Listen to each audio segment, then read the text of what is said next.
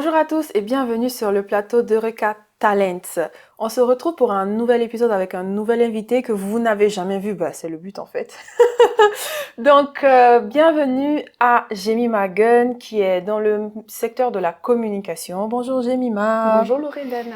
Tu vois sur mon visage que je suis contente de te voir. Moi aussi. Depuis le temps où on devait faire cette interview. J'avoue. Waouh! Finalement, nos emplois du temps ont concordé. Enfin. Et tu es là aujourd'hui, tu es arrivée de Paris. Merci beaucoup. Avec plaisir. La dernière personne qui a fait le déplacement pour nous, c'était Yann, un jeune bachelier de 15 ans qui est venu nous parler de lui. Tu connais déjà le principe. Donc, on a 4 rubriques. La première, c'est qui est Jemima. La deuxième, c'est ton parcours, ce que tu as fait pour arriver là où tu es aujourd'hui. Ton métier au quotidien, on va parler de ce que tu fais tous les jours quand tu te lèves le matin. Et la dernière rubrique, normalement, tu la connais. Mais bon, on l'a un petit peu changé, mais tu la connais. Ok. Bon. Donc, la première question, on va commencer très simple. Jemima, pourrais-tu te présenter, s'il te plaît? Ok, donc je m'appelle Jemima Gunn. Je suis sénégalo-togolaise, donc je suis née au Sénégal, j'ai grandi au Sénégal. J'ai fait tout mon cursus académique là-bas. Et donc après mon bac, j'ai commencé une licence en agronomie et ensuite j'ai continué mon master ici en France, donc à Marseille, où nous sommes actuellement. Un master en sciences de l'environnement du coup, sol, site et déchets. Et après ce master, j'ai complètement viré. Je suis allée faire un truc qui n'a rien à voir. J'ai fait un second master en management de projet et création d'entreprise. Et c'est après ce master que je me suis retrouvée dans le milieu de la com. D'accord. Écoute, on passe du tout au tout. Oui. Voilà. On passe de la science, des plantes et tout. Tu as parlé d'agro. Donc, tu as fait agroalimentaire et tu as fait sciences de l'environnement. Donc, agroalimentaire, en fait, qu'est-ce que c'est? Si tu peux nous dire plus. Alors, toute la filière, c'était agroalimentaire. Mais moi, je me suis vraiment spécialisée sur la partie agronomie. Donc, tout ce qui est sciences de l'agriculture, sciences des plantes, etc. Et c'est de là-bas du coup que j'ai continué un peu de façon, on va dire, cohérente pour aller dans les sciences de l'environnement parce que je voulais lier les deux. J'avais eu un prof d'agriculture biologique en licence qui m'a beaucoup impactée et qui nous a ouvert en fait les yeux sur les problématiques environnementales par rapport au sol, par rapport aux terres, etc. Et moi j'étais en mode ouais, je veux révolutionner les choses, je veux changer le monde, etc. Tu peux. Ouais. Du coup, ouais, j'ai continué en environnement. D'accord. Et pourquoi tu choisis de faire cette filière? Les sciences de l'environnement, justement parce que, en fait, quand on nous a exposé en fait les problématiques par rapport à l'écologie, la désertification, les OGM, tout ça, je me suis dit il fallait que je fasse quelque chose. Et je sais que depuis le début, moi, je savais que je voudrais créer des entreprises ou une entreprise. Et du coup, je me suis dirigée vers cette formation en me disant que, voilà, donc pour le futur, ça me permettra d'avoir les bons outils pour pouvoir créer, voilà, des entreprises agroalimentaires dans ce sens-là, qui vont changer la donne, avec des valeurs qui me correspondent et qui respectent l'environnement, on va dire. C'est ça, ouais. D'accord. Donc ma problématique, c'était vraiment produire en respectant la terre, produire en respectant la nature. D'accord, donc produire sans polluer la terre, en respectant la nature, on est en plein dedans en ce moment et je pense que c'est pas perdu. C'est vrai que tu as fait autre chose, mais je pense que ce que tu as appris aujourd'hui, ça t'aide aussi dans ce que tu fais au quotidien. Bon, je vais pas commencer à parler trop vite du reste. Donc, pour continuer dans ton parcours, tu as eu l'occasion d'étudier au Sénégal et en France. Donc, c'est une question que je pose à tous les invités qui viennent ici. Quelle est la différence entre les deux systèmes universitaires? Moi, je dirais que la différence entre les deux systèmes, c'est déjà le côté pratico-pratique. Quand j'étais au Sénégal, c'est vrai il y avait une bonne partie pratique, mais c'était très axé théorie, très axé oui, c'était très axé théorie. Et quand je suis arrivée, en fait, il y a eu une dimension qui s'est rajoutée où voilà, c'était très pratico-pratique. On était assez souvent dans les laboratoires. Ce qu'on apprenait tout de suite, on pouvait voir ce que c'est. Donc ouais, je dirais ça au niveau des différences. Et puis quoi d'autre? Et en France, c'est quoi la différence que tu as vue quand tu es arrivée? Ça peut être aussi les personnes, parce que je sais qu'en Afrique, on est beaucoup dans on travaille ensemble et tout, mais en fait, quand tu viens en France, Ouais.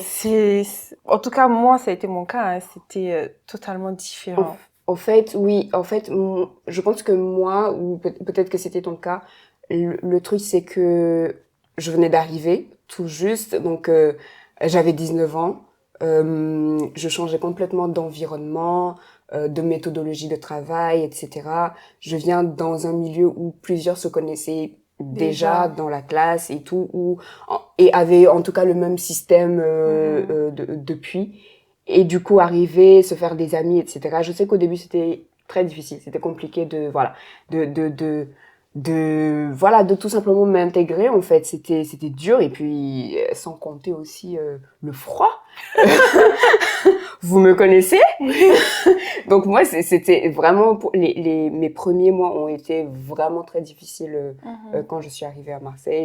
J'ai fait des crises, au niveau de ma santé, ça m'a pris, mentalement, ça m'a pris. Donc disons que c'était difficile au début de pouvoir m'adapter un peu à l'environnement, m'adapter au système, me faire des amis, donc comprendre la culture d'ici aussi, parce que j'ai grandi au Sénégal et tout. Donc ouais, je dirais c'est plus au niveau relationnel, on va dire, et au niveau de l'environnement, mais c'est normal parce que je vivais seule, donc ouais. C'est vrai que, comme je l'ai dit, le social, ça compte énormément sur le mental de quelqu'un. Tu peux être excellent, mais si tu arrives dans un environnement où tu n'as plus ce contact humain, exact. C'est comme si t'es complètement déphasé en fait de tout. Et ça s'est senti, enfin, quand j'étais au Sénégal, j'avais toujours de très bonnes, j'ai toujours eu de très bonnes notes, et j'arrive en France et là, je commence à avoir des sous-moyennes incroyables. Des sous-moyennes, ça c'est le nouveau mot, ça. Incroyable, j'étais en mode, mais qu'est-ce qui se passe là? Faut que je me réveille. Du coup, ouais, il y a eu un bon moment d'adaptation d'abord pour voilà, enfin, même au niveau de l'habitude des cours, parce que du coup, ici à Marseille, j'étais en université, donc le monde des grands amphithéâtres, etc., moi, je ne l'avais jamais connu, parce qu'au Sénégal, j'étais dans une école, donc on était des petites classes, du coup, c'était simple. Donc, j'arrivais dans un milieu où le cadre était complètement différent, et ouais, ça m'a beaucoup affectée au début, avant que je ne me ressaisisse. En plus, il faut s'adapter à la nourriture aussi. Oui, ah oui. Oui, complètement. Ça, c'est un autre débat. Oui, un autre débat. Donc, dans notre pré-interview qu'on a eu à faire, tu as dit que tu étais en chemin vers une thèse.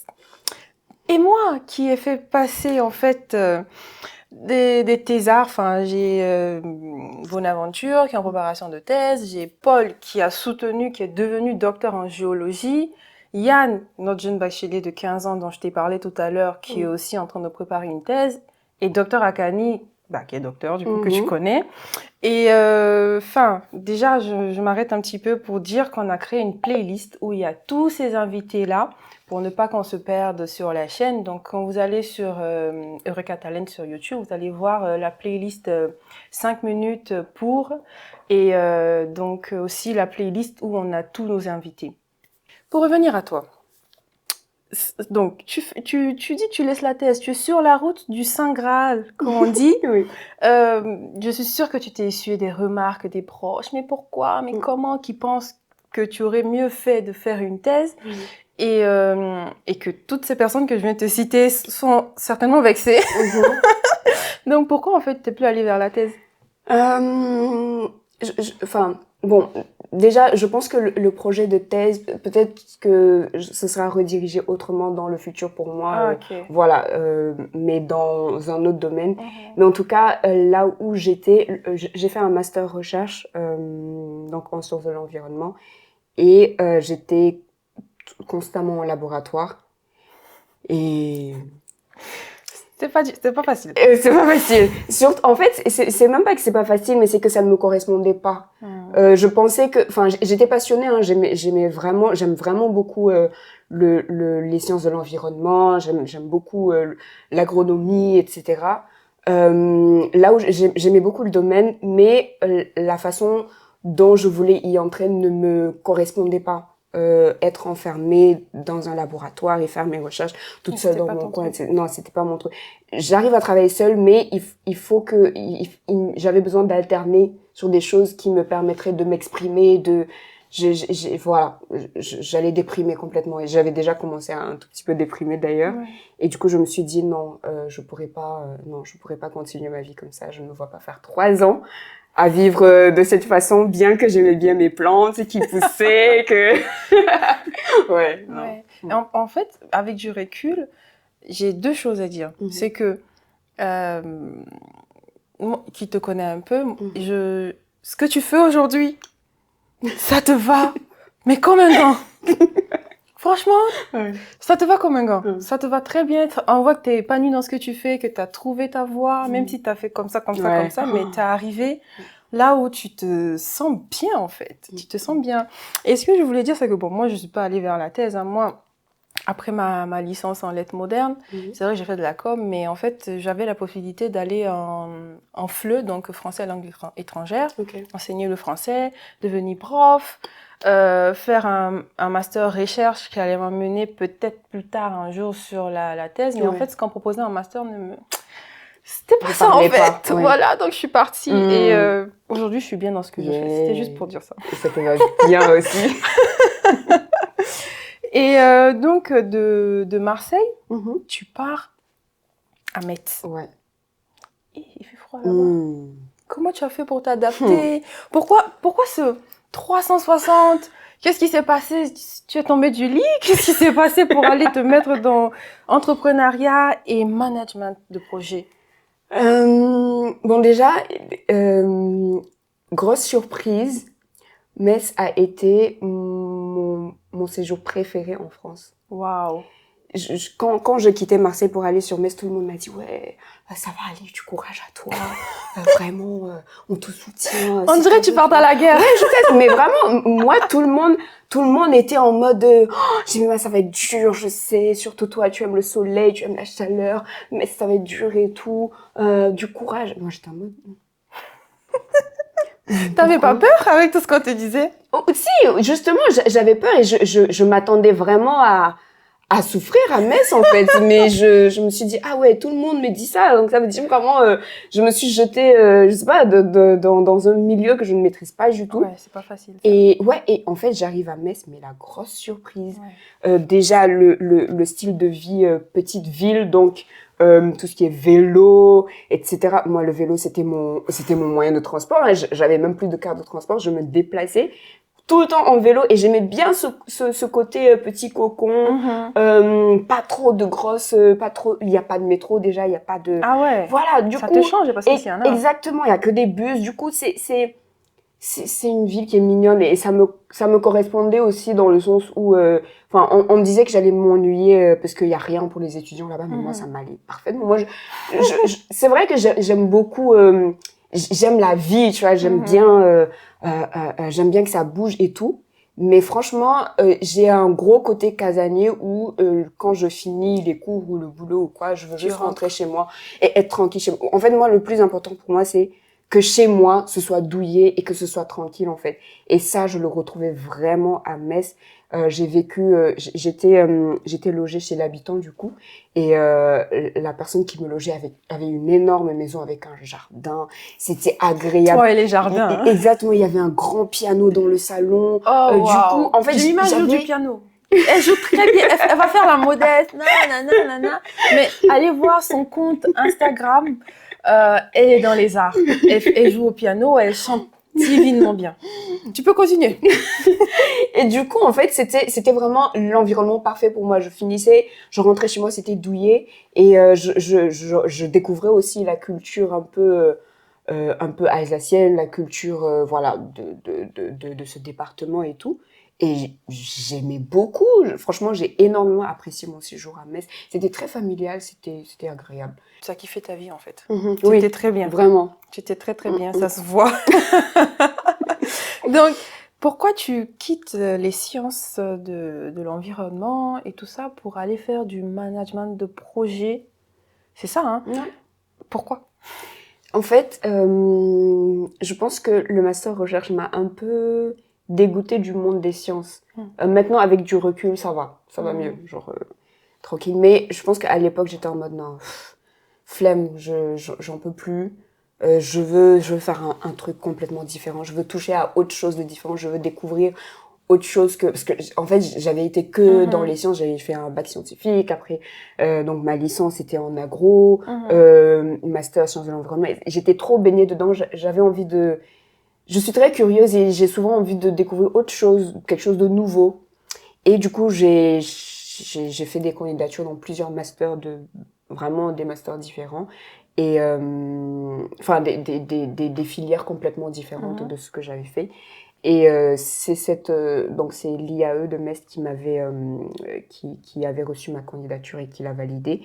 Et le master en management de projet et création d'entreprise, comme je le disais tout à l'heure, depuis toute petite, moi je savais que je voulais créer des entreprises. Et du coup, je me suis dit, bon bah, peut-être c'est le moment maintenant j'ai exploré un peu le milieu de la science, allons découvrir autre chose, et pour que ça me serve, comme je sais que je voudrais créer des entreprises, allons prendre les bons outils pour pouvoir le faire.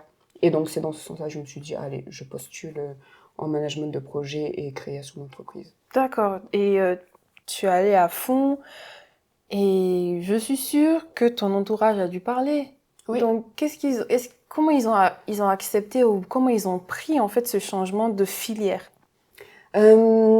Sur cette partie-là, ça allait encore. Parce que c'était un peu cohérent. On se disait, ok, elle a fait un peu les sciences, elle a été dans l'agro, ensuite elle rajoute un master en management de projet, en création d'entreprise. Et ça reste cohérent par rapport à ce qu'elle veut faire. D'accord. Donc, jusque-là, ça allait. C'est plus tard, quand je change complètement pour aller dans la com, c'est là que, pour le coup, c'était vraiment incompréhensible parce que ça faisait un peu trop de changements, en fait. D'accord, donc, on en reparlera. Jusque-là, ça allait.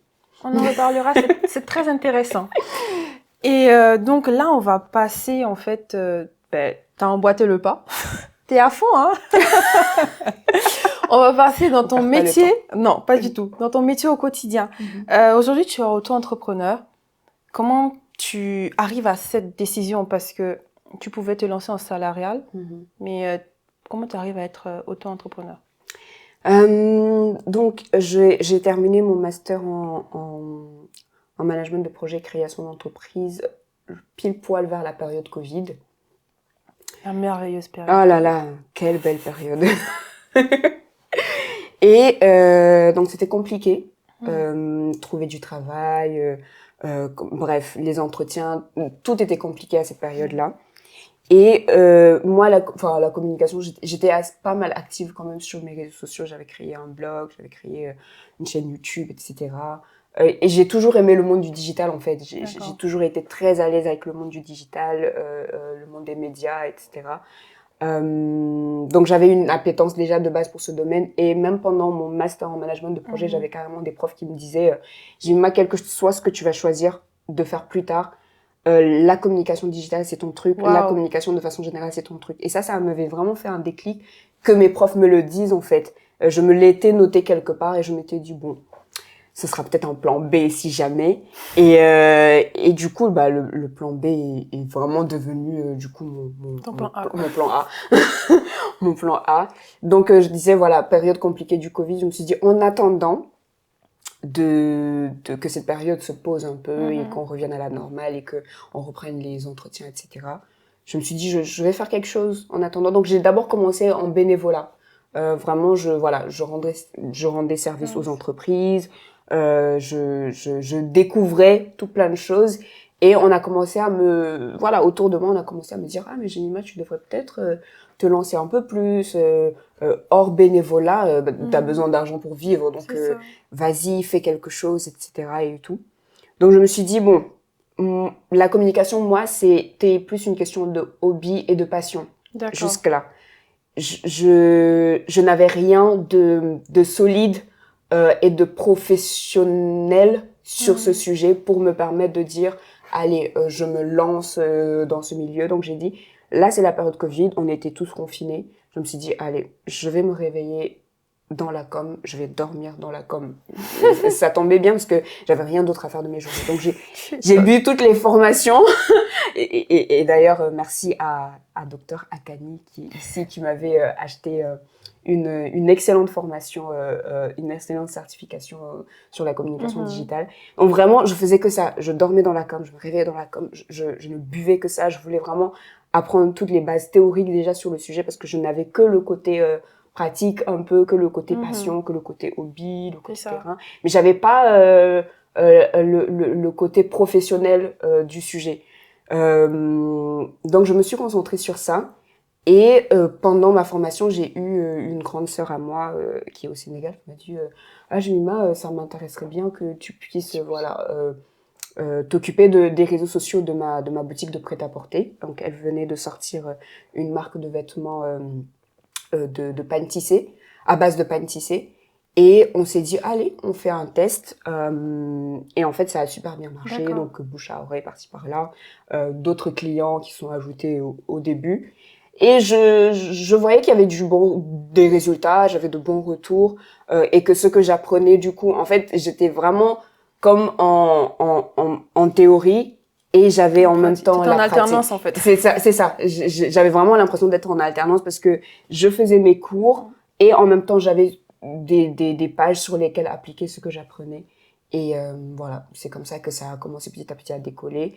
On m'a dit, écoute, lance-toi de façon plus franche. Je me suis dit, allez, c'est bon. D'accord. Et tu as parlé t'étais bénévole et tu démarchais, c'est toi qui démarchais les entreprises, comment tu les démarchais et qu'est-ce que tu regardais chez une entreprise pour dire, bah écoutez, je vous propose mes services en tant que bénévole?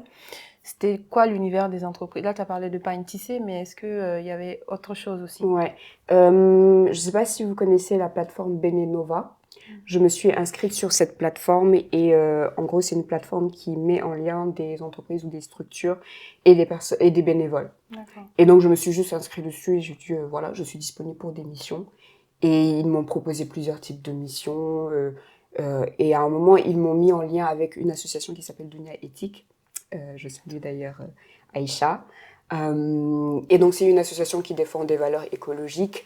Et donc, on a commencé à travailler ensemble. Et d'ailleurs, mes formations précédentes m'ont beaucoup aidé pour animer la page, créer du contenu sur le sujet, parce que c'est quelque chose que j'avais déjà fait à l'école. Et donc, j'ai continué avec eux. Et au fur et à mesure, c'était plus du bouche à oreille. Donc, l'un disait à l'autre, ouais, il y a Jemima, Et j'ai commencé comme ça. Et LinkedIn aussi m'a beaucoup aidée. Parce que je m'y suis lancée. Pour le coup, LinkedIn, vraiment, au début, j'y suis allée franco. Je pense même avant de m'être enregistrée complètement en tant qu'auto-entrepreneur, je me suis lancée sur LinkedIn pour dire je suis disponible pour des missions, des services de tel type, etc. Et ça a démarré comme ça. D'accord. Et tu as parlé tu allais démarcher, tu étais bénévole et tout ça. Moi, je me pose une question. Est-ce que c'était pas difficile pour toi, à un moment, tu t'es pas dit, est-ce que je vais pas aller dans le salariat et tout, je vais pas retourner, tout ça. Enfin, est-ce que t'as pas eu un moment ce défi-là de te dire, j'ai besoin d'un salaire stable, donc j'y retourne? Franchement, je l'ai eu, je l'ai même eu quelques temps après m'être lancée complètement, après avoir enregistré mon nom. Mais moi, au début, j'étais vraiment en mode, en attendant, c'était mon plan B, mon plan en attendant l'auto-entrepreneuriat. En fait, je savais que je voulais créer des entreprises, mais je me disais ce serait pour plus tard. Donc je me disais forcément, il faut que j'aille d'abord dans le salariat, que mes premières années, je sais pas, que je fasse 10, 15 ans d'abord d'expérience dans le salariat, et après, je pourrais créer des entreprises, mon entreprise et tout. Donc oui, ça a été très très dur au début. Mais en fait, au bout d'un moment, j'ai réalisé que ça me correspondait complètement. C'était c'était ce qu'il me fallait. D'accord. Toi, après les études, tu es entrée les pieds dans le plat directement en tant qu'auto-entrepreneur. Et au début, on avait parlé de ton entourage. Oui. Tu avais commencé à parler un peu de ça. Ils ont émis des résistances qu'on a envie de connaître, de savoir qu'est-ce qu'ils ont dit concrètement. Ah non, franchement, ils m'ont pas compris en fait, mais je les comprends. J'ai tourné en rond. Et moi, en plus, le truc avec moi, c'est que dans tout ce que je fais, je suis passionnée, je suis à fond. Du coup, quand j'étais en agronomie, j'étais à fond sur le truc. Waouh, nanana. Ensuite, quand j'étais en sciences de l'environnement, j'étais à fond. Management de projet, création, j'étais à fond. Et après, je dis, ah non, finalement, non, c'est ça, comme... Et là, tout le monde a dit, non, c'est bon, laisse tomber, meuf, arrête, en fait. Et je sais que mes parents, ils ont eu beaucoup de difficultés à accepter. Et donc, on s'est fait un deal, on s'est dit, avec mon père, on s'est dit, ok, je teste mon activité d'auto-entrepreneur dans la com pendant, je sais plus, je pense qu'on s'était dit 6 mois, je crois. Et on s'est dit, si ça marche, je continue. Waouh, tu as eu 6 mois. Ta vie se joue à 6 mois. Si ça marche, je continue. Si ça ne marche pas, j'arrête tout et je retourne dans dans la recherche d'emploi, dans le salariat, etc., etc. En tant qu'étranger en France, on peut se dire que bon, c'est peut-être un peu compliqué, tout ça, mais tu nous montres clairement que c'est possible. Tu t'es fait accompagner. Est-ce que c'est important de se faire accompagner? Oui. Quelles sont les procédures administratives concrètes en fait qu'on doit entamer avant de se dire bah écoute, je suis auto-entrepreneur? Moi, je pense qu'il y a tout un travail. Je me suis fait accompagner par une structure qui accompagne des indépendants dans le lancement de leur activité. Et en fait, je pense que la plus grande part, c'est vraiment le mental, en fait. Le mental de se dire, ok, je suis auto-entrepreneur, c'est moi qui pars des marchés, c'est moi qui dois mettre en avant ce que je sais faire, c'est moi qui dois avoir une certaine rigueur dans mon travail qui puisse donner confiance aux autres, etc. Et surtout avoir une méthodologie aussi de travail. Du coup, je me suis vraiment fait accompagner dans ce sens-là. On s'est posé avec eux. Il y a eu tout un parcours. Déjà, d'abord travailler sur mes valeurs, sur ma mission, le pourquoi. Pourquoi choisir l'auto-entrepreneuriat, pourquoi cette activité en particulier, qu'est-ce que je veux vraiment apporter, quelle est ma vision par rapport à la com, etc. Et quelle est ma plus-value, donc comment est-ce que je me démarque, quel est le type de client avec lequel je veux travailler. Donc il y a eu toute cette partie-là de définir le persona idéal. Donc pour moi c'était hyper important, et le fait de le faire en groupe et avec d'autres personnes accompagnées de cette façon, en fait, ça m'ouvrait ma créativité, ça me permettait de comprendre un peu mieux le milieu aussi, parce que oui, effectivement, étrangère, donc les personnes par qui je me suis fait accompagner connaissaient déjà bien le milieu, avaient de l'expérience dedans, et du coup, ça me permettait de me sécuriser un peu plus et d'y aller un peu plus doucement, on va dire. D'accord. Et dans ton parcours, tu as travaillé pour une grande boîte. Tu peux nous dire comment tu es arrivé là? Qui c'était? Qu'est-ce qui s'est passé? Toi qui as postulé comme ça à la va-vite, mais finalement, tu es resté 3 ans, non? Ouais, c'est ça. On peut savoir. Alors, c'était je pense que c'est avec cette structure-là que mes parents se sont dit, c'est bon. D'accord. Continue dans ton truc. Parce que c'était en plein dans les 6 mois de... Ah oui, c'est tombé dans les 6 mois. Voilà, c'est tombé dans les 6 mois, et ça a vraiment encouragé mes parents de se dire, ok, elle est dans son délire, elle sait ce qu'elle fait, on lui fait confiance, laissons-la y aller. En fait, c'est la chaîne de télévision EMCI TV qui est basée au Canada. Ils ont juste lancé des candidatures pour rejoindre leurs équipes de communication, etc. sur les réseaux sociaux. Et on m'a tagué dessus. Ouais, Jemima, postule, nanana. Vu que j'avais plusieurs amis qui savaient que je m'étais lancée récemment. L'une de mes mamans adoptives de Marseille aussi qui m'a tagué, elle m'a dit vas-y. C'est plus même elle qui m'a harcelée, parce qu'au début quand on m'a tagué, je me suis dit les gars, vous abusez un peu. Moi là-bas, franchement, aucune formation, presque pas d'expérience. Exactement, presque pas d'expérience, parce que j'étais en plein dans les cours, j'étais en plein en train d'apprendre, j'étais en plein en train d'acquérir en fait de l'expérience, donc j'avais pas de bagage, voilà. Et du coup, ma maman adoptive, elle m'a harcelée, elle m'a dit non, postule, nanana, elle était derrière moi. Donc je me suis dit allez, je postule juste pour pas devoir mentir, tu vois, pour que quand elle va me demander, je l'ai fait. Et voilà, c'est ça. et à ma grande surprise, donc on me rappelle pour un entretien. On fait des tests. Il y a eu plusieurs tests du coup où on nous donnait des cas. C'était très stimulant pour moi. Bizarrement, avant j'avais fait des entretiens dans le milieu du management de projet, etc. C'était pas du tout pareil. Je sentais, en fait, pendant les entretiens pour UMCI, je me sentais à ma place. Genre, il y avait comme une sensation de je n'ai même pas besoin de préparer vraiment le truc. C'est là, en fait, c'est moi. Les tests, il y avait un délai, je pense que c'était un truc comme il fallait 24 heures pour rendre le truc.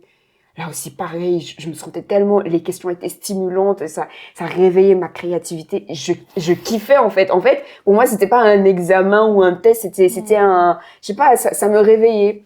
Et du coup, au fur et à mesure, donc, j'avançais dans le processus jusqu'à ce qu'au final, on me dise que c'est bon, je suis retenue. Mais j'étais trop contente. J'étais trop contente et ce que j'ai vraiment aimé dans cette expérience professionnelle, c'était la bienveillance en fait de l'équipe. J'étais à distance, eux, ils étaient tous au Canada et moi j'étais ici en France. Et le décalage horaire, c'était très difficile, mais j'ai jamais, enfin, ils ont su trouver le moyen de faire en sorte que je ne me sente pas solo, que je ne me sente pas abandonnée, délaissée ici et tout. Et non, c'était vraiment une belle expérience. C'était très agréable de travailler. Donc, j'ai été avec eux pendant 3 ans. Ils ont une grosse équipe de com, donc tu as appris beaucoup de choses. J'ai énormément appris auprès d'eux parce que comme je le disais, donc je venais tout fraîchement. Je commençais à appliquer mes premiers cours de la com, etc. Donc, ils m'ont vraiment, je dirais que ils m'ont beaucoup appris. Oui. En plus, il y a la confiance qui va avec parce qu'on peut se dire, elle vient de commencer et tout. C'est ça. Mais ils t'ont accordé une confiance, quoi. C'est ça. Et ça m'a beaucoup aidé dans mon estime de moi-même par rapport à ce métier. Parce que, tu vois, le syndrome de l'imposteur. Oui. Coucou! Voilà. Du coup, le truc de... Ah ouais, elle n'a pas fait de licence ni de master en com, donc nanana. C'est moi-même qui me le disais, hein. Personne ne me le disait du tout. C'était dans ma tête. Je me répétais constamment, non, je suis pas légitime de faire ça. Mais pour te dire, j'avais même du mal à faire des factures et qu'on me paye. Plusieurs mois, je me suis retrouvée en difficulté, pas parce que on n'a pas payé, oui, mais juste parce que pas les factures. C'est ça, je n'envoyais pas les factures. Parfois, les factures, je les envoyais le 15 ou le 20 du mois, parce que je me sentais un peu coupable de me dire, mais pourquoi on me paye pour quelque chose que, tu vois, pour quelque chose comme ça. Le syndrome de l'imposteur, c'est la grosse arnaque du siècle. Parce que si tu es encore dans cette entreprise, c'est parce qu'ils ont cru en toi et ils savent que tu es capable. Donc, c'est pas qu'ils jettent de l'argent comme ça. Hein. C'est ça. C'est parce qu'ils voient que tu produis un résultat qui leur convient. Exactement. Mais le syndrome vient te dire, tu peux pas, c'est pas toi, c'est pas vrai. Et j'ai eu beaucoup de mal avec et c'est justement avec eux que j'ai beaucoup travaillé sur ça parce qu'en voyant les résultats, en voyant les retours, etc., je me suis dit, ça va quand même. Je suis à la hauteur de ce poste, de cette mission, de cette prestation, donc go. Et ça m'a aidé pour mes missions futures. D'accord. Donc on parle de syndrome de l'imposteur. Est-ce qu'aujourd'hui, il se présente sous une autre forme? Si oui, comment tu arrives à le contourner pour dire non, ça y est, j'ai ma place où je suis? Ouais. Ce syndrome de l'imposteur, il est toujours encore présent, mais j'essaie de l'utiliser positivement. C'est-à-dire qu'au lieu qu'il ne me freine et qu'il ne m'empêche d'envoyer mes factures... Faut surtout pas qu'il te fasse faire ça. Non, je l'utilise plutôt en me disant ça doit me pousser à plus d'excellence, à aller chercher plus loin, à faire un travail le plus méticuleux possible, le plus rigoureux possible et à être humble aussi, écouter les remarques. Parce que je suis consciente aussi que, surtout en fonction des projets, aucun projet ne se ressemble. Moi, les projets sur lesquels je travaille, les clients que j'ai, aucun ne se ressemble. Et du coup, à chaque fois, il faut avoir l'humilité d'abord d'être dans l'observation, d'être dans l'écoute, de voir comment est-ce que le client ou la structure a sa vision, a sa direction, comment est-ce qu'elle travaille déjà de base. et après maintenant commencer à être force de proposition. Donc disons que le syndrome de l'imposteur aujourd'hui, j'essaie de l'utiliser un peu positivement. Parfois ça oui, ça te ronge en fait. fait. Oui, exactement, mais voilà, j'essaie de le gérer. En tout cas, je trouve que je le gère maintenant beaucoup mieux qu'au début. Je pense aussi que mes expériences passées m'ont aidé à avoir un peu plus confiance et à me dire c'est bon, tu y arrives. Ouais. Donc, si aujourd'hui vous souffrez du syndrome de l'imposteur, comme ça peut être le cas dans plusieurs domaines de notre vie, Jemima vient de nous donner son astuce à elle pour pouvoir surmonter cette phase qui souvent peut être vraiment très oppressante pour une personne. Et il y a environ 1 an, tu nous as envoyé une jolie petite carte pour nous inviter à un événement très important pour toi, donc la création de ton entreprise avec 2 autres personnes. Je te laisse dire le nom, le pourquoi tu es arrivé là. Et donc, on comprend aujourd'hui que tu as des activités totalement diverses. Tu as ce que tu as créé là et puis tu as ce que tu avais avant. Qu'est-ce que tu peux nous dire? Alors, donc, il s'agit de l'agence Fate Studio. D'accord. Belle expérience. Belle expérience dans laquelle je m'éclate en fait. Et c'est né d'une collaboration avec Stéphane et Parnell. En fait, on avait tous un peu la même vision de la com et on avait un peu le même fardeau, on va dire, la même frustration de se dire il y a beaucoup de beaux projets énormes, des structures qui font des choses magnifiques, à fort impact pour la société, mais juste par défaut de communication, juste parce que il n'y a pas eu le bon message ou ça n'a pas été exprimé de la bonne façon, juste parce qu'il n'y a pas eu de stratégie dans la façon de l'emmener sur le digital, etc. Bah, on passe à côté. Voilà, on passe à côté, le monde n'en profite pas. On s'est dit non, il fallait qu'on fasse quelque chose. Et le deuxième point, c'est que on voulait une communication humaine, une communication où c'est pas juste les outils, les stratégies, les 1 + 1 = 2, alors ça, etc. Statistiques. Non. On voulait vraiment un côté ramener de l'humain en fait au cœur du digital, faire en sorte que le digital puisse être au service de l'humain et pas pas enlever en fait l'aspect cœur dans la communication de façon générale. D'accord. Et aujourd'hui, est-ce que il n'y a pas un conflit entre les clients que toi tu traites en tant que Jemima Gunn et les clients que Fate Studio gère? Comment tu fais la différence entre les deux et comment tu t'organises aussi, parce que être à son compte et être en agence, c'est pas pareil. Ouais. Donc comment tu fais pour jongler en tout ça? Ok.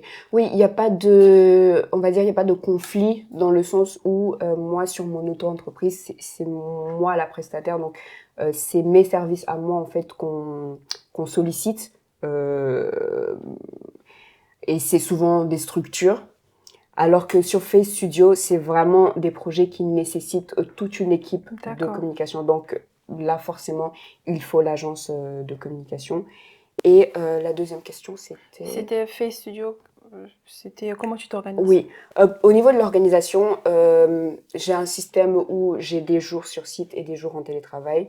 Avec Fate Studio, on a nos locaux qui sont à Boissy-Saint-Léger. Et là aussi, on est flexible. Moi, j'y suis, par exemple, souvent 1 fois par semaine. Mais assez souvent, on travaille chacun dans son... En fait, on est assez autonome et on arrive à jongler assez facilement nos différentes activités. Donc ça permet donc ça permet en fait une certaine flexibilité de façon générale. En fait, pendant que tu parlais, je me disais mais en fait, t'es une machine à créativité quoi, parce que t'as des clients chez Jemima, t'as des clients chez Fate Studio, il faut faire en sorte que les projets soient totalement différents, parce que tu peux avoir les 2 types d'entreprises à peu près qui vont venir te proposer un travail à toi, un travail à Fate Studio, et toi tu dois être ok, j'ai le même type de profil, mais je ne propose pas la même chose. Ouais. Ça, c'est un gros challenge dans la com. Ouais. Je sais pas, mais ouais. je trouve que c'est énorme. Ouais, mais ça me correspond parce que j'ai besoin aussi de cette diversité un peu. je peux très vite m'ennuyer. Je pense que c'est pas pour rien que j'ai tourné un peu sur plusieurs trucs différents pendant mon cursus scolaire. Je m'ennuie très vite et j'ai besoin d'être stimulée. Stimulé, ok. Et le truc aussi, c'est que tous les projets ne sont pas, comment dire, ne me prennent pas beaucoup d'énergie. Et il y en a certains où c'est par phase, par exemple des phases de lancement, où là, il faut dégainer de l'énergie. Allez, on y va à fond. Sur d'autres projets, les missions sont beaucoup plus chill, beaucoup plus posées, beaucoup plus simples, on va dire. Donc, limite même, ça me permet de me reposer un peu. Et sur d'autres projets, il faut y aller à fond, etc. Donc, ça va. Franchement, je suis très reconnaissante parce que les projets sur lesquels je travaille me permettent de m'épanouir et en même temps de me reposer et en même temps, voilà, D'accord. de trouver en tout cas un bon équilibre. Et donc, en ce moment, tu offres des prestations de services en communication. Oui. Ce que je voulais savoir, c'est est-ce que tu comptes continuer dans cette prestation de service ou tu comptes évoluer plus tard d'une manière ou d'une autre? Oui, je compte bien, je souhaite évoluer. Et comme je l'ai dit au départ, moi, mon truc a toujours été, je veux créer des entreprises. D'accord. Donc là, pour l'instant, on est avec Face Studio, etc. Mais ouais, à l'avenir, je voudrais vraiment, voilà, pleinement évoluer dans le monde de la communication digitale, D'accord. particulièrement, et le monde des médias, parce que c'est mon cœur, c'est ma passion, c'est ma vision. D'accord, c'est très intéressant ce que tu dis. Et aujourd'hui, tu offres des prestations de services en communication. Est-ce que demain, tu te vois évoluer autrement? Je veux continuer en tout cas sur cette voie-là et en créant des entreprises qui vont être au service des structures, au service des projets, toujours dans le milieu de la communication et des médias. C'est vraiment ce qui me tient à cœur. Donc sur ce sujet-là, oui. D'accord. Et on dit que quand on finit des études, c'est toujours bien en fait d'aller dans une entreprise, travailler là-bas peut-être 1 an et tout, avant de se lancer à son propre compte. Mais toi, tu as fait tout le contraire, donc qu'est-ce que tu penses en fait de ça? Moi, je pense que chacun son chemin. Déjà de base, moi le cursus que je m'étais tracé, c'était de me dire bah, je vais faire une dizaine d'années d'abord en entreprise en tant que salarié avant de chercher à me mettre à mon compte ou chercher à créer une agence ou quoi, etc. C'est juste que mon parcours m'a conduit là, le chemin m'a conduit là, donc je l'ai pris, je l'ai accepté volontiers. Je ne le regrette absolument pas. Pour une autre personne, l'expérience sera différente. Le chemin va plutôt l'emmener à commencer d'abord dans le salariat et peut-être après dans l'entrepreneuriat. Et pour une autre, ce sera que l'entrepreneuriat. Et pour une autre, ce sera que le salariat parce que c'est ce qui lui correspond, parce que c'est là-dedans que la personne veut évoluer. Et puis voilà, donc je pense que à chacun son parcours et qu'il n'y a pas de... Pour moi, il n'y a pas de voie standard. Il n'y a pas de route prédéfinie pour chacun. Souvent, la société a tendance à vouloir mettre les gens dans des boîtes. Surtout quand on est étudiant, c'est très difficile. Toute la pression qu'on ressent, on te dit, ouais, tu dois faire ci, ensuite tu dois faire ça. C'est très difficile, en fait, de se trouver soi-même, de se dire, je ne vais peut-être pas correspondre aux attentes de mon entourage ou de la société ou de ce qui est normal entre griffes, mais je vais avancer vers ce qui bat dans mon cœur, en fait, vers la vision que j'ai au fond de moi. Donc, je pense que c'est important de pouvoir juste se poser la question de quel est le chemin que je veux emprunter, où est-ce que je veux aller. Et parfois, il peut arriver qu'on ne sache même pas où est-ce qu'on veut aller et qu'au début, on tâtonne, qu'on prenne d'abord tel chemin. Mais ne juste pas avoir peur, en fait, de repartir à zéro. Voilà, de faire demi-tour quand on sent que là, c'est pas le bon train que j'ai pris. Ne pas avoir honte, en fait, de dire, ah là, je pense que je me suis trompée, je vais peut-être changer. Parce que souvent, c'est le regard des autres qui nous retient beaucoup. Donc, ouais, je pense qu'à chacun son chemin et chacun a le droit de faire son parcours et d'arriver à sa destination. Ok. Tu te découvres une nouvelle passion, donc la communication, quand tu es en master 2 de management. Et de manière concrète, je dirais, est-ce que tu sentais des prédispositions inné quelque part? Comment ça se passait en fait dans ta tête pour te dire que... C'est vrai qu'il y a ce que les gens ont dit, que je te dis, ok, je le fais pour essayer, mais est-ce que en toi, je pense que tu l'as un peu dit tout à l'heure, il n'y a pas quelque chose qui battait encore plus fort que la voix des personnes? Si. Ouais, par exemple, l'écriture, parce que moi, dans le domaine de la communication, je suis beaucoup rentrée par le biais de la rédaction web. Donc, je rédigeais vraiment des contenus pour des structures, pour des particuliers, pour leurs projets. L'écriture, par exemple, ça a toujours été, voilà, une grosse partie, en fait, une partie importante de ma vie. J'ai toujours énormément écrit. La communication de façon générale aussi, j'ai toujours été assez à l'aise depuis petite, en fait. Très tôt, j'ai commencé à parler devant des foules. L'église a beaucoup aidé, hein. Vraiment, hein. L'église a beaucoup aidé. Vu que je chante aussi, donc ça m'a très vite poussée à ce que très tôt, je sois devant beaucoup de personnes, à devoir parler, à devoir défendre quelque chose, à devoir exprimer des émotions, etc. Voilà, enfin, donc quelque part, c'était pas trop une surprise pour moi en fait. Et le monde des réseaux sociaux aussi, je sais que très très très tôt, dès que moi j'ai découvert Facebook, je sais plus, je devais avoir 13-14 ans je crois. Dès que j'ai découvert Facebook, mais moi j'y suis allée à fond, hein, à faire des statuts tout le temps, on créait des groupes de conversation avec plein d'autres personnes. J'ai toujours été très à fond sur le digital, c'est un monde qui m'a toujours intéressée. Donc oui, disons que la communication, enfin, le fait que je sois là-dedans actuellement n'est pas tant que ça une surprise. C'est juste que je ne m'imaginais pas que ce serait mon métier, quoi. Mais j'ai toujours su que j'y serais à fond. Il y a en moi une âme de créatrice de contenu, donc oui. Ouais. D'accord. Et en fait, ce que je voulais savoir, c'est... on parle depuis tout à l'heure de communication. Je veux que tu regardes cette caméra et que tu expliques aux gens la communication, en fait. Si quelqu'un vient aujourd'hui et te dit « Ah, je veux qu'il t'occupe de ma com », c'est quoi? Qu'est-ce que tu fais, en fait? Pour moi, la communication, c'est déjà savoir déjà qui on est, quelle est notre histoire, qu'est-ce qu'on veut dire, quel est notre message, comment est-ce qu'on veut l'exprimer et surtout à qui est-ce que l'on s'adresse. Je pense que le point premier de la communication, c'est d'abord de savoir à qui est-ce qu'on parle en fait. Parce que en sachant en fait à qui est-ce qu'on parle, on pourra définir maintenant qu'est-ce qu'on met en place pour pouvoir voilà, créer une bonne stratégie qui va atteindre la personne. L'idée n'est pas juste de parler dans le vide, de juste lancer tout plein de beaux messages dans le vide, mais vraiment de s'adresser au cœur d'une personne, au cœur d'un client, au cœur d'une cible. Voilà. Bon, merci. Je pense que c'est compris parce que depuis tout à l'heure, on parlait, mais on n'a pas vraiment remis le contexte de la chose. Et aujourd'hui, les gens ne valorisent pas du tout les métiers de la communication. Que ce soit les photographes, les vidéastes ou peu importe, en tout cas tout ce qui concerne l'image, on se dit que bof, c'est pas nécessaire.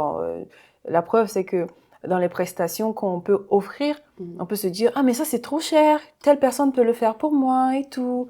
Toi, comment je vais dire ça? Comment tu justifies en fait tes tarifications? Franchement, moi, maintenant dans les devis, je détaille tout. D'accord. C'est ce qu'on fait à Fate Studio. Puisque on peut dire, ok, plan de communication, XX euros. Mais la personne ne sait pas ce qu'il y a dans le plan de communication. Du coup, nous, quand on fait les devis, on a souvent un document annexe qu'on met où on monte étape par étape. Qu'est-ce qu'on va faire dans cette partie, quel est l'investissement qu'on va apporter, etc. Pour qu'en fait, la personne, quand elle lit, elle sache qu'en fait, c'est pas juste un document qu'on t'a fait en 1 heure de temps, mais qu'il y a eu toute une réflexion derrière, il y a eu des recherches approfondies derrière, il y a eu des temps d'échange, des réunions, de l'analyse, des comparaisons. Et comme ça, la personne sait qu'en fait, il y a eu vraiment quelque chose de solide derrière, en fait. Il y a eu du temps qui a été investi sur le projet. Et bah, en général, quand nos clients reçoivent ces informations et ces devis, parfois, ils posent même plus de questions pour savoir, là, ça sera quoi? Bah, on répond clairement et on le dit. Et là, ils comprennent, en fait, que voilà, que la communication, c'est pas juste allez, je poste une petite photo sur les réseaux sociaux. Ouais. Parce que souvent, les gens pensent ça. C'est ce que les gens pensent. Ouais, C'est les pour gens ça pensent, que c'est pas valorisé. exactement. Les gens pensent que c'est juste j'ai fait un petit design super joli, je rajoute un petit texte et hop, je poste. Et ça y est. Non, il y a du travail derrière. On se rend pas compte qu'il y a du travail derrière. Il y a de la réflexion. Et il y a du temps qu'on y met. Il y a des moments où tu as des pages blanches, tu te dis qu'est-ce que je veux faire, comment je vais faire et tout. Il y a du stress. Oui. C'est tout plein d'émotions qui te prennent une charge mentale Ouais. qu'on n'arrive pas forcément à se dire, ils sont tout à fait légitimes dans leur position. Et je ne sais pas si c'est prêt de changer parce que plus le temps, moi, c'est des choses que j'entendais depuis longtemps. Et aujourd'hui, je suis dedans. Tu es dedans et ça n'a pas changé pour autant, quoi. Mais je pense que ça, dans le futur, c'est petit à petit en train de changer. Peut-être pas partout, mais les gens commencent à comprendre que, ok, il y a de vrais enjeux, en fait, au niveau de la com et qu'il faut se mettre à jour. Les gens commencent à tiquer. Par rapport à avant, où ils vont juste se dire, ah, mais non, mais c'est à moi-même, je peux le faire si c'est juste poster, tu vois. Je vais sur Canva. En fait, non. Oui, écoute, je pense qu'il serait temps que des personnes comme toi, comme Face Studio, avec tes collègues, vous puissiez valoriser la communication pour que autour de nous, les gens puissent comprendre que ce n'est pas que poster une photo, comme tu l'as dit, c'est beaucoup de réflexion derrière et c'est une personne qui te donne tout son savoir, en fait. Ouais, c'est ça. Et c'est pour ça, c'est souvent difficile quand ce sont des amis qui te disent « Ah, Jemima, j'ai tel projet. Est-ce que tu peux me donner quelques astuces, quelques idées sur comment…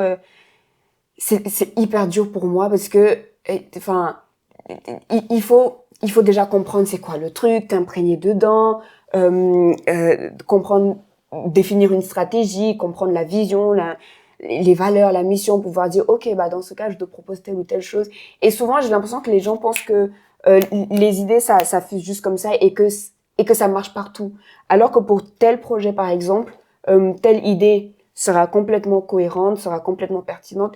Et pour un autre projet, la même idée qui a pourtant fait ses preuves pour un projet va être un gros flop en fait. Et je pense que les gens ne réalisent pas à quel point la com, c'est pas juste une question d'outils, de méthodes, etc.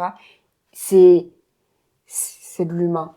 C'est de l'humain, c'est de la strat, c'est de la réflexion, c'est de la créativité surtout aussi. Ça, c'est un des points qui nous tient beaucoup à cœur. Je fais studio, vraiment le point créativité et adapter pour chaque projet une stratégie qui est cohérente avec elle. Parce que chaque projet a sa particularité, sa spécificité. Chaque projet a une mission, une vision, quelque chose qu'il veut en fait apporter à la société tout simplement. Et ça doit être pris en compte dans la communication. Tout à fait. Et il y a des remarques qu'on se prend. Mon frère peut le faire, ma soeur peut le faire. Tu as une seule remarque que tu veux nous partager? Ah, mais moi, par exemple, avant que je ne sois sur site avec la Fédération protestante de France, j'étais en full télétravail. Et plusieurs de mes amis disaient que moi, je travaillais pas. Que moi, que je vivais une vie, que j'étais au chômage et que j'étais juste payée, quoi. Ouais, c'est vrai. Mais que je ne bossais pas. Ou d'autres qui disaient, je suis payée pour poster des petites photos sur les réseaux. Ah, c'est ça ton travail? Poster des photos sur… Parce que les gens confondent. Parce que moi, sur ma page, je poste parfois du contenu et tout.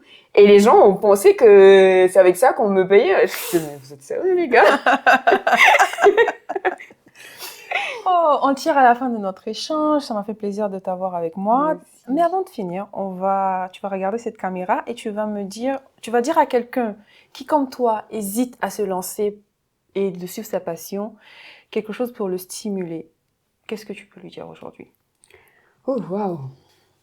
Franchement, si tu ne te positionnes pas pour toi-même, pour ce que tu ressens dans ton cœur, personne ne le fera à ta place. Alors fonce. Même si tu as des doutes, même si tu as peur, même si tu as l'impression que tu n'es pas à la hauteur, c'est vraiment en fait en posant le premier pas qu'on développe de nouvelles choses, c'est en démarrant déjà quelque chose que de nouvelles perspectives s'offrent à nous, qu'on découvre de plus en plus de quoi on est capable. En fait, il suffit juste de poser juste un premier pas et tu verras. le chemin va s'éclaircir au fur et à mesure. Parfois, il va s'éclaircir pour te dire que, ah non, finalement, c'est pas le chemin que tu dois prendre, donc redirige-toi. Parfois, il va s'éclaircir pour te dire, tu es bien sur le bon chemin, avance encore. Donc, fonce, vas-y. Bon, merci beaucoup. Merci. Et deux petites questions encore, c'est qu'est-ce que tu aurais aimé savoir avant de te lancer dans le monde du travail? Je pense que j'aurais aimé savoir que les relations, c'est important. D'accord. Dans le monde du travail. Ouais. D'accord. Parce que comme j'ai commencé en mode j'étais dans mon coin un peu en télétravail, même si oui, je travaille avec d'autres personnes en ligne et tout. Mais le côté relationnel, je l'ai pas beaucoup eu tout de suite. Et c'est vraiment en travaillant sur, en commençant à travailler sur site, et ce qui est récent, c'est depuis l'année dernière, que je découvrais, waouh, voilà, le monde du travail, dans le monde du travail, les relations, c'est important et que ça aide beaucoup. D'accord, c'est vrai, t'as raison. C'est pas que je fais ma prestation et puis je rentre chez moi. Faut garder un contact. Ouais, il y a quelque chose à creuser un peu plus. Toujours avec cette caméra, ce que tu peux dire à la Jemima d'il y a 10 ans? Waouh. T'étais très jeune. Ouais. La Jemima d'il y a 10 ans. Je pense que je lui dirais, fais-toi un peu plus confiance. Ouais, avance de façon un peu plus franche. Ne tâtonne pas. Si tu sens que c'est là que tu dois aller, vas-y de façon claire, de façon audacieuse en fait. Ne tourne pas autour du pot, vas-y, fonce. Ouais, c'est ce que je me dirais. Très beau message, très beau. Donc, dans 10 ans, il faut que tu regardes ça encore pour voir si tu es à jour. Hein. Est-ce que tu as évolué? On va passer maintenant à la surprise. Donc, c'est un jeu. Je vais te présenter deux entités. Okay. C'est soit l'un, soit l'autre. Okay. Donc, temps vs temps, tu me dis un ou l'autre. Ok. Salarié ou auto-entrepreneur? Auto-entrepreneur. Musique ou danse? C'est dur. Musique. Piano ou guitare? Oh, piano. Est-ce que c'est parce que tu sais pas jouer de la guitare que tu dis ça? Peut-être. Jaune ou bleu? Oh là là, jaune. Mais jaune. Mais en fait, il y a que jaune. Bon, ça c'est une question. Glace réchauffée ou froide? Glace chauffée. Bien sûr. Toi, t'es une extraterrestre. T'es sûre que ça va? Ketchup ou mayo? Ketchup. Encore avec le ketchup? Oui. Bon, je vais pas dévoiler tes secrets ici. Je garde pour moi. Voyage en solo ou voyage en groupe? Tu es casanière, comment tu peux aimer voyager? C'est dur, celle-là. C'est dur parce qu'en solo, on se repose et on prend du temps pour soi, on réfléchit. Mais en groupe, c'est tellement... Bon, allez. Solo. D'accord, une casanière qui aime voyager seule, ça promet ça. Donc, travail de nuit ou travail de jour?